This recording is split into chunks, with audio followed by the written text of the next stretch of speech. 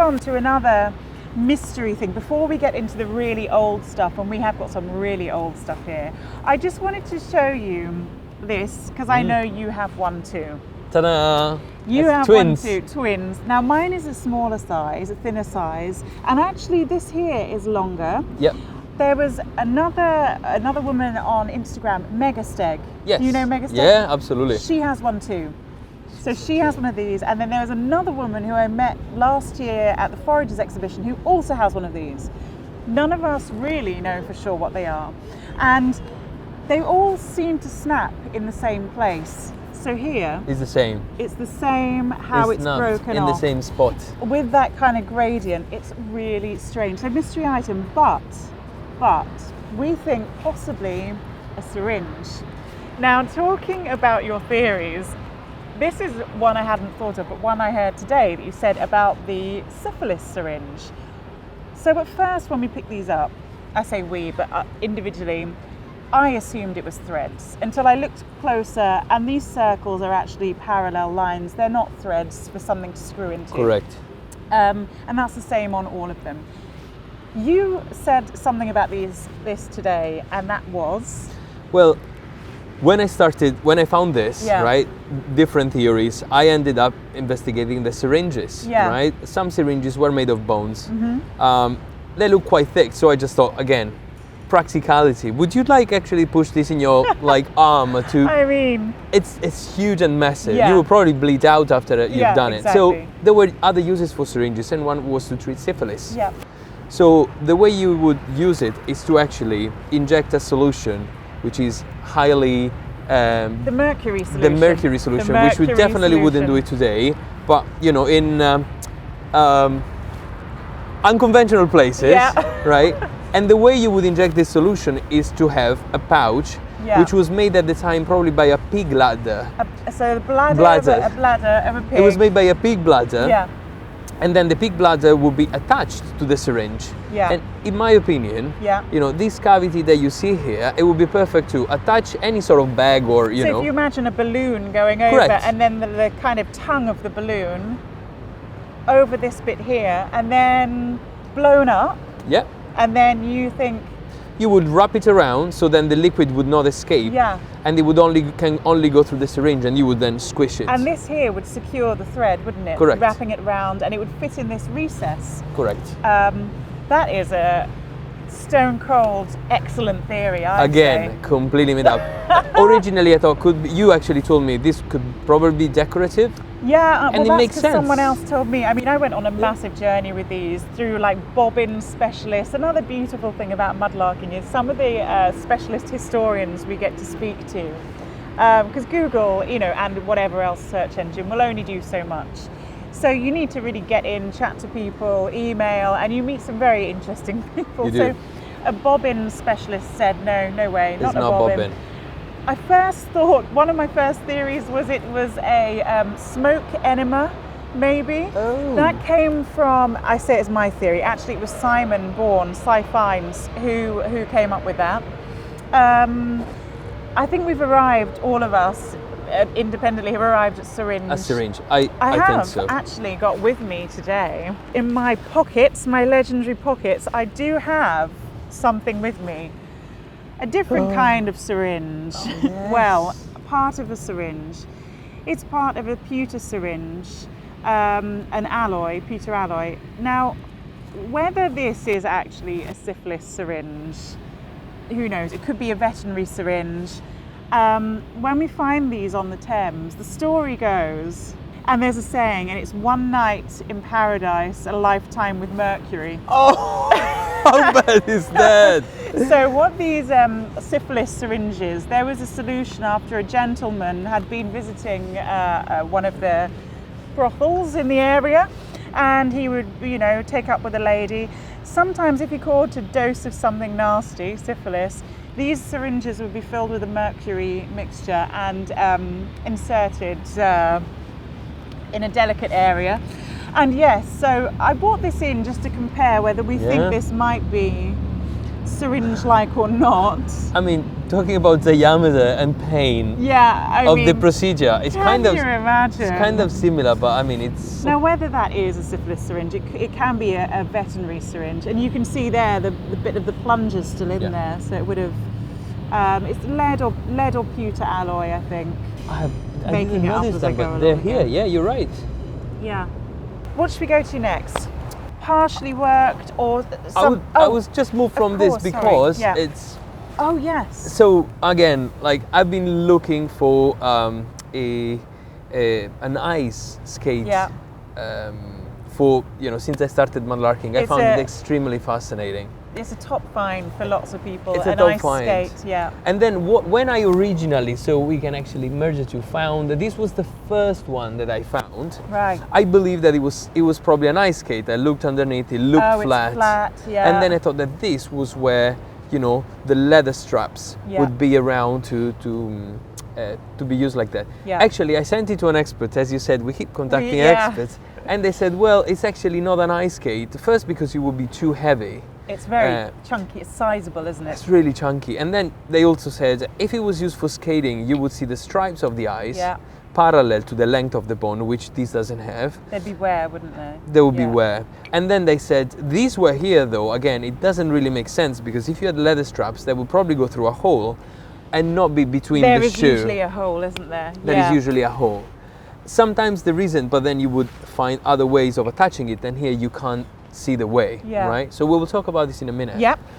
But I would stick to this because, Yeah. again, a professor at the University of Copenhagen that studies bone, and she actually has done the PhD here Right. in the bones of the Thames. Yeah. Is this the paper Lisa? Yes, Lisa Yeomans. Yeomans. That Yeah. she's been Interesting paper, by the She's way. been extremely helpful. Okay. I've contacted her about some bones, and then she started helping me with other bones. Yeah. Again, some of them she said, like you may never be able to tell. Yeah. But in this case, she said, well, when she saw this, and she referred me to another scientist that then kind of had the same opinion.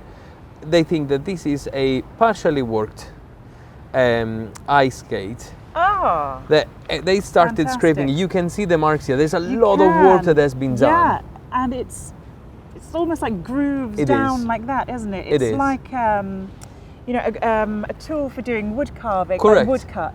You Yep. know, when you do a printmaking. That And it's is- also on yeah. this side, so this was probably made to make it flat, right? This was Oh, probably I flattened to see. put your shoe on it. So it would have gone that way. And yeah. instead of you would have wondered like why not flatten this Yeah, way? of Because if you have your weight on a flatter surface, Yeah. the way you distribute your weight is different. So once it's on a smaller surface, thinner. you cut more, and therefore you can go Faster. faster. So that could Brilliant. be one idea, but Yeah. then there is no holes and there's nothing else. So it could But be it that could be. it could be that it snapped. Yeah. While they were making it, it snapped, and therefore they decided to throw it away. Yeah, I mean that is a lot of slow going work, It's a isn't it? lot If of work. it's like that thin, the actual grooves are quite. And therefore, again, it's a bit of it could be, it's not 100%, but Yeah. it seems to be the most likely. Yeah. Now, we could start talking for half an hour about the London fairs that The fairs, were the cost happening, fairs. Yeah, the when the frozen. Thames was actually freezing. Yeah. But we won't get there because No, we don't have time. We'll put that one down. We'll go on to the next. Put this down, and actually Yeah. we take back the one we were looking oh yeah, at. these interesting ones. So yeah. we have a few of them. If you, Shall I grab one too? yeah. And is this another one? No, I that's- just picked it that's up just from now, the foreshore yeah. to say sometimes they are not worked. Some Yeah. other times they are, and it's difficult then to decide. Is it accidental? It is not. But there is too much. This is so clear. This is I mean, and if you hold them that way as well, like Yep. you can see it's Absolutely. a groove, isn't it? I mean, It's- here they are this is extremely. really- Look at this. Yeah. They're extremely deep. And there's another. So that's oh yeah, you can see. And that looks like it's been on a twist as well. I mean, I'm saying that because there is a theory. There are multiple theories, or is it just? I think yours is the most plausible. Okay, now I didn't come up with this theory actually. This is from an actual professional zooarchaeologist. Am I saying that? Yeah. Zooarchaeologist, and another archaeologist, Paul Stokes, and his friend Louise. They are archaeologists. They are also part of something called the Worked Bone Research Group, which is a fantastic group of professors and academics who work in worked bone. So their theory Louise and Paul, or it might be Louisa, sorry, their theory is that these were used at watermen's stairs, and the watermen would use them with their ropes to stop their ropes fraying. And they were saying they thought they would be abutted against something, and the rope would come round, and this would like almost be a protection for the rope being frayed. Yep. The reason they thought this was because of the motion of the marks. They look like text like fabric, rope fabric. They do. And the repetitive marks is like from the water and the movement in the water. Yeah. And it makes sense that it doesn't have an edge. If you were making with a metal tool, you would find an edge. And edge. this actually looks like just worn. Yeah. So I mean, I don't really know what to say about that. It's is it a makeshift kind of way of preserving? Because a rope, I guess, would be an expensive item for a waterman to have. And these were found in different locations, but there were all locations where there were butcheries around. So for the waterman, it would have cost nothing to get a bone like this. And even if he saved them, the rope and make his life longer for like, I don't know, a few months, it was still worth doing it. I mean, there are marks also in the back, in the front. These notches here, and it's everywhere. So it's definitely worked. I don't think he had a purpose. Originally, I found another one that kind of was chopped in half. And then at the Museum of London, I saw a Roman sword handle that it kind of looked similar, and they daydreamed about having found a bone. But then I started looking at it, and then I found these other ones, and clearly shows same marks, not to put your fingers on. It's actually just for some other purpose. That's So a protective element to look after their ropes and things. So that's that. And something I like to point out that we've seen in some of the finds, and there will be in others, is this blue. Yes. That you find. I mean, on this knife, it's spectacular. Oh wow! It's goodness. so evident. And then if we look, inside the knife, it's kind of the same. And you have it on your comb as well. On the comb here, this blue. So what is this? If I understand correctly, there was a couple of articles that I found. It should be Vivianite. Vivianite. So Vivianite is a mineral. Yeah. In this case, it's microcrystalline. You don't see the big crystals. Yeah. But that precipitates when you have phosphates, which are part of the bones. Right. That are in contact with a solution of water and iron. And so it becomes Vivianite. And so when they combine together, they become Vivianite, and they can precipitate. Yeah. This is what I understood. So, and when phosphates, water, and iron get combined, forms Vivianite and precipitates. Now, Vivianite originally is transparent. Okay. And then when it gets in touch, I believe, with oxygen, that's when it turns blue. And in fact, I confess that when I found this item, it was buried in dark mud, but it didn't have any blue color. So and the more it dried up, and like, the more the oxygen from the air is turning it. The same, for many other items that probably it's a good link to this find, which is last week find. This is a stonker of a find. And when I found it, it was in the dark mud. It came out completely black. There was no blue whatsoever. And now 1 week drying, and the Vivianite is pouring out from everywhere, which is so beautiful. Really Look at here. Interesting. This is beautiful. Wow.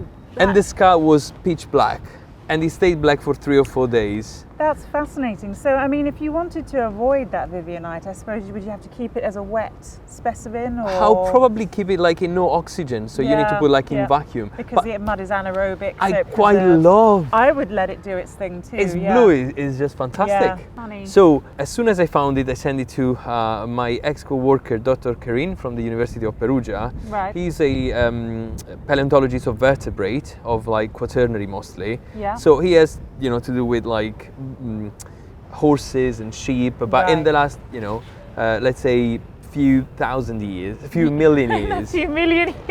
When I sent it to him, he's my kind of bone to go person. Right. It's like, is it pig? Is it some?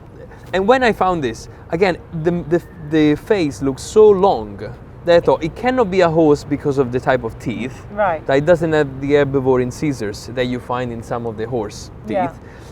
It kind of have these incisors. I mean, the back of the teeth, it kind of looks omnivore. It does, not of an herbivore. Yeah. So then I thought, okay, it could be a pig, but then a pig usually has a pronounced forehead. It does have and that this kind doesn't. of, Now, his take on this was, you can never tell 100% because pig have a big intraspecific variation. So they may have different, like dogs in a way. They have different faces. Sometimes. But to be so flat, he's pretty confident it's a wild boar. Wow. And given the area where I found it, you know, so you were asking me about this. Yes, what so is this? he was telling me that this is a non-fully developed bone. So a juvenile. It's a juvenile. Wow. And therefore I started learning and reading about. Yeah. I found it in a Mesolithic area where I found most of my flint work tools. Yeah. And where I never find bones, so this was quite special. That, and I mean, it's so beautifully, not just preserved, but the shape of it, you know, it's almost, bar that little bit there, but you've got this top half of the skull. Yep. You know, it hasn't been split, it's just... And the nose, which is so delicate, is still preserved. That is, it's beautiful, and that it is, so it's a child. It is a child. It's a little boar. So I've, again, obsessed with this find. I started reading about, assuming it's Mesolithic, again, you won't know unless you do a carbon 14 analysis. Yeah. You know, assuming it is, I started reading about hunting in the Mesolithic England and actually Northern Europe. And it turns out that from several, like 170 sites where they found wild boars, juveniles and adults are found in random percentages, because so there was not a preferred hunting population that Mesolithic men would go for. So it was either young anything. or old. It would be kind of the same. So it makes sense. This was not an adult. 3 out of 5 wild boars would die before reaching the adult age. So this could have died for natural causes. Yeah. Interestingly, I found it because what I spotted on the foreshore was one vertebra, not the skull. Oh. I picked up the vertebra, I saw the back of it. And then, well, it was just in the real position. Yeah. So it means, you know, in paleontology, when you find, say, 2 bones that are supposed to be connected in life, still in the same position, you assume that the object had no transport. Right. So the assumption in my... So it died where it died with the vertebra attached. And where it was. Where it was, and then it wasn't transported. So the idea is, I mean, if he was died of natural causes, probably just was buried by the mud of the Thames, and he died upside down, by the way. It was found this way. Oh God, it's so exciting. I love this find. This is really super. It could have been, because in the Mesolithic they were actually still hunters and they were not staying in an area. It could have been that they were hunting, they found a wild boar, they ate it. They used only the big muscles. Right. They chucked the head away, they couldn't carry with them, So they just chucked it in the mud. From their dinner or their butchery, and I mean, in terms of boars, we get excited when we find wild boar tusks because, you know, these animals were hunted out of London by the 1700s, I think. I believe 1700s. 1700s, they were hunted to extinction in London. We don't have them in London. In England, actually. In England. They're completely extincted, and they were reintroduced in the 70s or 80s. Yeah. But there is a gap of like 300 years. That's right. So when we find them in the foreshore, and this is an example. Here we go. It could be probably a wild boar or a pig, because sometimes pigs could be a hog. Could be a hog. Could bristly hog. Sometimes, as you see, the teeth chip, and that's unfortunately they split. That's part of I've got a couple at home. My best one, which is a bit like this one you've got here. It's fully preserved so far. Big one, but mine has split in 3 sections. They not only split, but then they twist. So if you want to put them back together again, it's difficult. Yeah, it is very difficult. This is a word from someone who hasn't looked after her boar's tusk very well. But I think you're meant to preserve them in oil or rub oil into them. Anyway, to make them softer. Yeah, to keep them supple. But yeah, these are absolute champion.